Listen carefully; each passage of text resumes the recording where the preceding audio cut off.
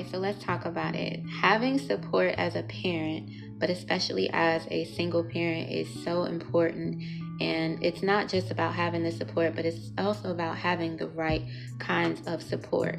And until I became a mom, I didn't realize that there was so much that I wasn't prepared for, not just when it came to parenting, but just life in general, emotionally, mentally, finances, all kinds of things that I was not talked to about or taught about.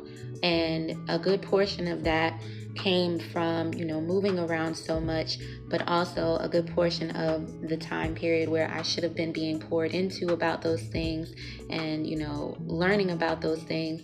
I was being raised by somebody who was still very much a child themselves. And so it led to a lot of different things in life. But as I got older, people were able to take advantage of that. And me being in that position, not really knowing that I was in that position, one of those things was codependency.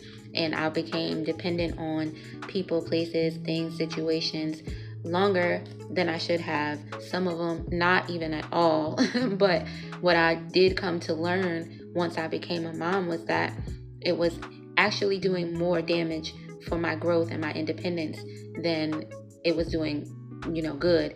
And so being a mother and being a single parent, it motivated me, but it also forced me to get into this space of like, okay, I need to do something about this. I need to break this cycle, because again, it was not really conducive to the lifestyle that I wanted. It wasn't conducive to the type of environment that I wanted to be in. It wasn't conducive to my mental health, my emotional health.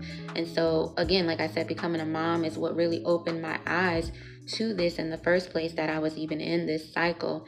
And one of the main things that I had to end up doing was cutting off a lot of the one thing that I wanted the most, which was support.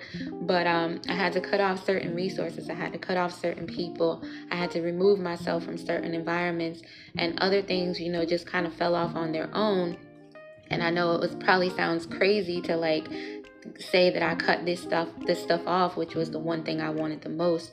But it wasn't just about having support. It was about, again, having the right kind of support.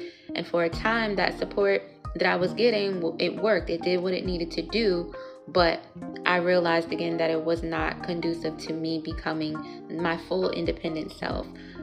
For me to have the peace of mind and the emotional stability that I wanted. So I had to set those boundaries. And I think that's one thing that I don't really see discussed about when it comes to healing from codependency, is the level of isolation that you may have to go through, the